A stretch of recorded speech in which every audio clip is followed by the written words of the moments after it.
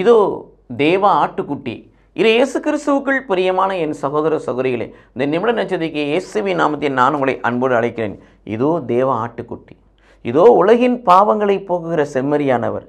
ஏனென்றால் இயேசு கிறிஸ்து பழைய ஏற்பாட்டு முறைப்படி அவர்கள் பாவங்களையெல்லாம் ஒரு சீட்டில் எழுதி அந்த சீட்டையெல்லாம் ஒரு ஆட்டின் கழுத்திலே சுமத்தி அதை பாலைவனத்திற்குள் அனுப்பிவிடுவார்கள். அதற்கு போக்காடை என்ற பெயர்.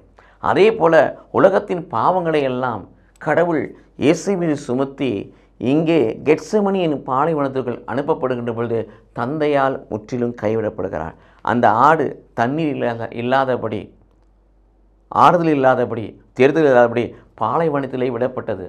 அதனுடைய வாழ்வு அழிவாகத்தான் இருக்கும். அதுபோல இங்கே தந்தையால் கைவிடப்பட்டு உலகத்தின் பாவங்கள் சுமத்தப்பட்டு கெத்செமனிக்குள் அனுப்பப்படுகிறார். ஆகவே தான் அந்த துன்பக்கிண்ணத்தை நினைத்து, துன்பக்கிண்ணம் என்று சொன்னால் ஏதோ இயேசு கிறிஸ்து தனக்கு வருகிற பாடுகளையும் அந்த கோரங்களை பார்த்து அளவில்லை, பயப்படவில்லை. உடலை கொள்வதற்காக அஞ்சாதிகள் சொன்ன இயேசு கிறிஸ்து தன்னுடைய மரணத்தை குறித்து அஞ்ச மாட்டார்.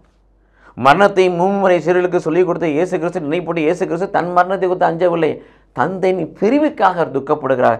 இந்த துன்பக்கிண்ணம் தந்தையை விட்டு பிரிந்திருக்கிற உலகத்தின் பாவத்தை தன் மீது சுமந்தபடியினாலே, போக்காடு போல கெத்செமனிக்குள்ள அனுப்பப்பட்டபடியினாலே இந்த துன்பக்கிண்ணம் என்னை விட்டு அகலட்டும் என்று சொன்னார். ஆனால் என் விருப்பத்தின்படி அல்ல, உமது விருப்பத்தின்படி.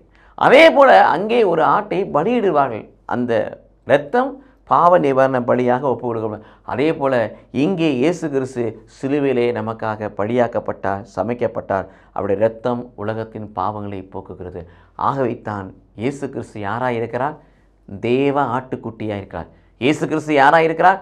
உலகத்தின் பாவங்களை போக்குகிற செம்மறியானவர். அந்த செம்மறியின் இரத்தத்தால் விலை கொடுத்து வாங்கப்பட்ட பிள்ளைகளாய் மாறுவோம். செம்மறியானவரை தொடர்ந்து ஆராதிப்போம். அவர் மீது நமது நம்பிக்கை வைப்போம். கடவுள் நம்மை ஆசீர்வதிப்பாராக. ஆமீன்.